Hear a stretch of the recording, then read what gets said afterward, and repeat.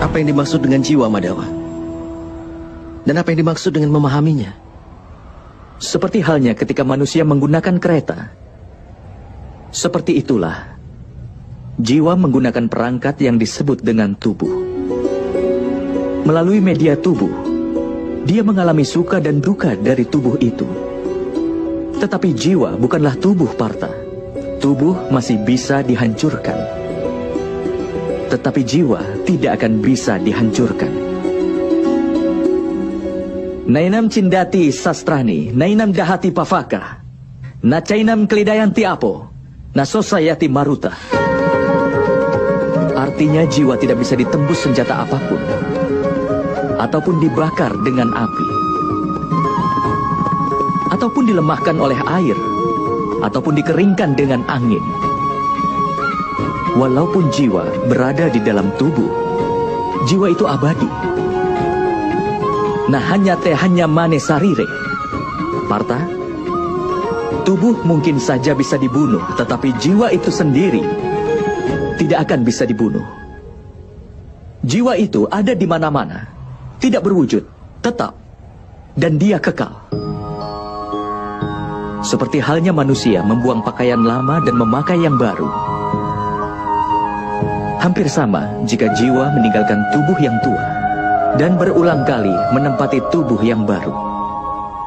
Tapi Madawa, melalui tubuhku, aku bisa merasakan dunia. Tanpa memahami tubuhku ini, bagaimana aku akan dapat memahami jiwaku? Mengetahui diri sendiri dalam bentuk jiwa bukanlah hal yang tidak mungkin, Partha.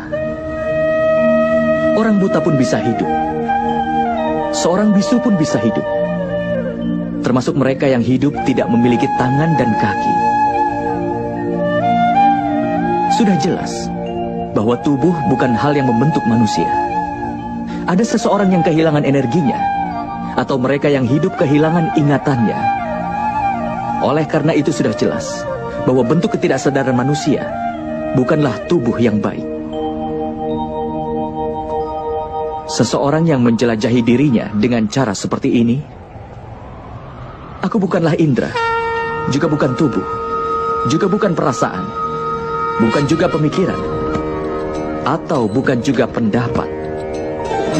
Orang yang bisa memahami hal ini akhirnya akan dapat memahami dirinya dalam bentuk jiwa.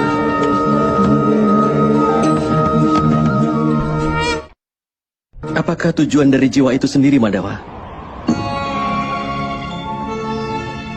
Ketika ciptaan tersebut terpisah, dan ketika manusia dan alam diciptakan, maka manusia yang adalah bagian dari dewa menjadi jiwa dan berdiam dalam setiap wujud penciptaan.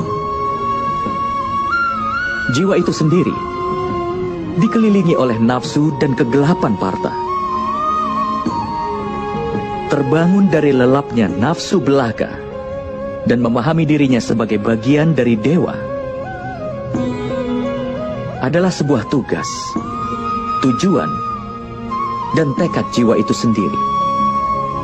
Tapi Madawa, jika setiap jiwa adalah bagian dari dewa, apa perkembangan dan kemunduran dikendalikan sendiri oleh dewa?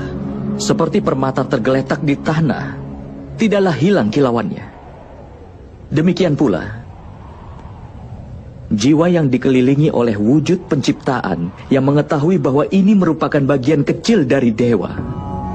Seringkali jiwa menganggap bahwa tubuh mereka adalah segalanya.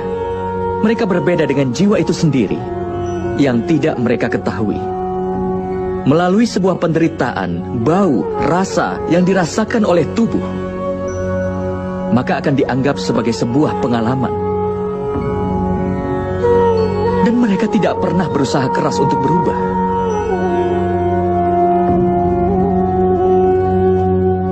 Jiwa yang tidak mau berusaha keras untuk berubah dan tetap melakukan ketidakadilan, mengingatkan dan menghukum mereka adalah hal yang tidak bisa dihindari.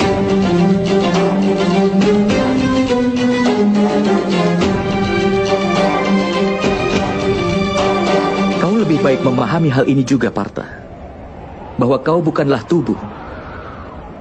tetapi sebuah jiwa. Setiap prajurit yang ada di medan pertempuran ini tidak seperti yang ada di dalam pikiranmu. Mereka semua telah tinggal di dalam tubuhnya untuk beberapa waktu. Tubuh mereka akan mati, tetapi jiwa mereka semua abadi. Mereka akan menempati tubuh baru lagi, sampai mereka tidak menyadari dirinya sebagai jiwa yang murni. Sampai mereka menyerahkan ketidakadilan dan mencamkan keadilan ke dalam dirinya. Mereka akan terus lahir dan kemudian mati. Ini adalah pelajaran pertama dari Brahma Widya Partha. Mereka yang lahir sudah dipastikan akan mati. Dan bagi mereka yang telah mati, sudah pasti akan dilahirkan kembali. Pengetahuan ini disebut dengan Samkhya Yoga.